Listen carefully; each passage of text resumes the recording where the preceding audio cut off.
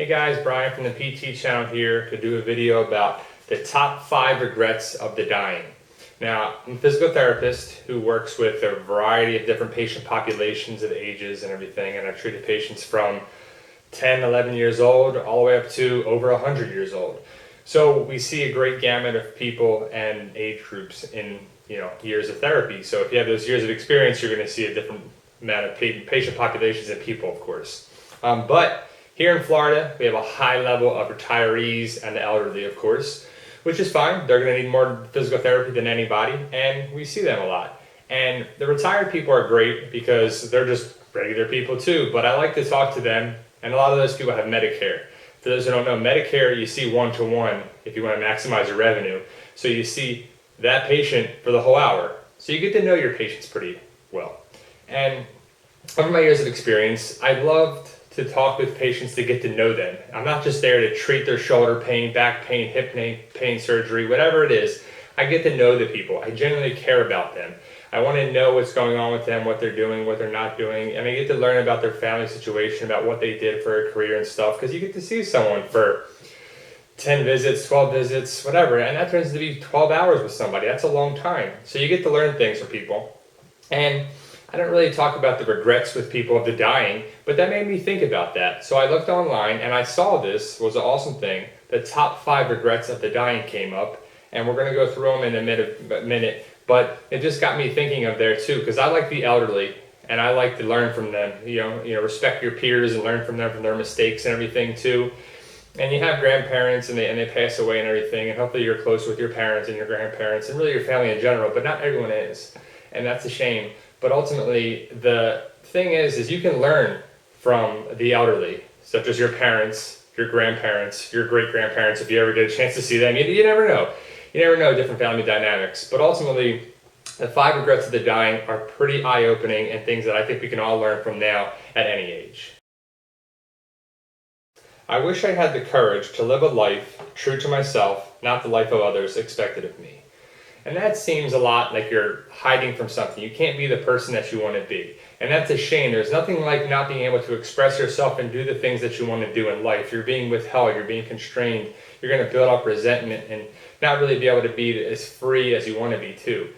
And that's a shame to do that. And I don't know if these are ranked in order, but that's the first one that I found. And the first one is pretty tough. And the courage to live a life true to myself. That's pretty sad to know that you're living for other people and not to live for yourself on there too. There's no problem helping others and being involved with others and living for other people. But first and foremost, you got to be true to yourself and to live the happy and true life that you want to live. I wish I hadn't worked so hard. That is a great one that I'm sure we all have to deal with at some point in your life. You feel like you get a job, or let's say this, you go to school, you go to college, you get a degree, and then you get a job, and you spend so many years in that job, no matter what you're doing. It doesn't matter if it's desk work, medical, technology, communications, engineering, whatever it is. It's just that everyone works so hard nowadays. You have to get one up on the next person, one up on the next person, one on the next company, on the next area of that too. And we lose track of what are we doing it for?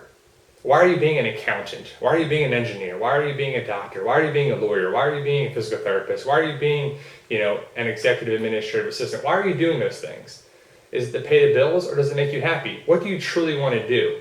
So I wish I hadn't worked so hard is a tough one looking back. And they always say that if you love what you do, you would never work a day in your life. And that's true. It's work and you make money and there's different things. You have to be able to generate revenue and have living expenses and live comfortably and make a lot of money.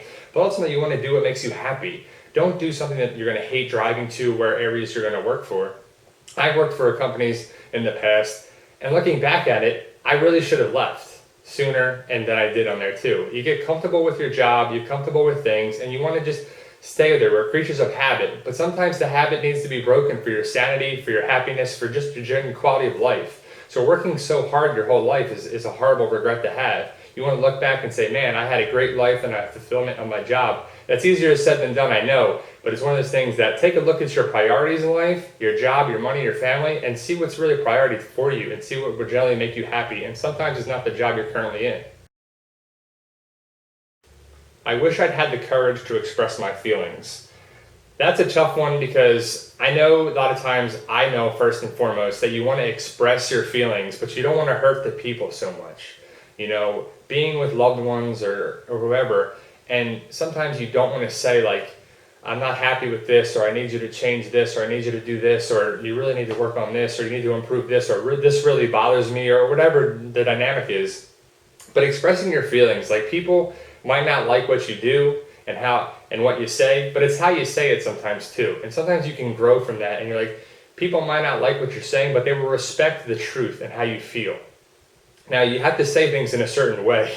You can't go in there and say, you really hurt the person's feelings of just being rude and disrespectful, but there's different ways. You know how to say things. We know how to be a human being and how you might want to be told about there as well. But I wish I had the courage to express my feelings.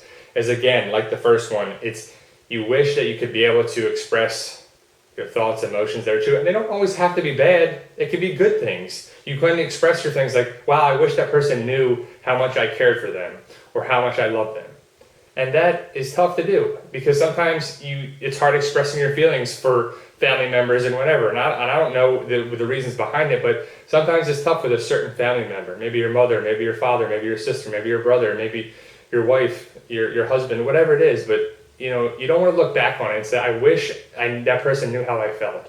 And sometimes it's just better to get it out there. And it could be a good thing too. You can grow from that. You can change your life of how you do things if you express some things too.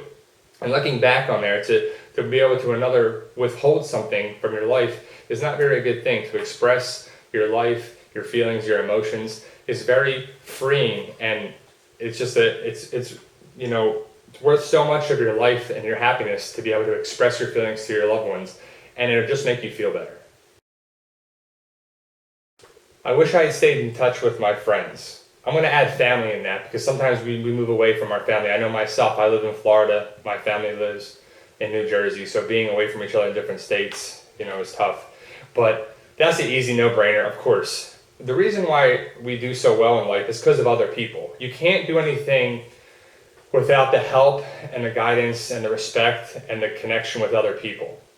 You can get so far on your own, but ultimately you're going to reach a roadblock in that life. And staying in touch with friends and family, there's nothing like it when you can actually connect to someone and they love you for you and like you for you, and they'll tell you how it is if they need to be, but you know that person's got your back first and foremost, and there's nothing more that makes something make you happier in your life than that these people you can count on, and you can count on them for everything too. That instant connection of you're there for them and they're there for you.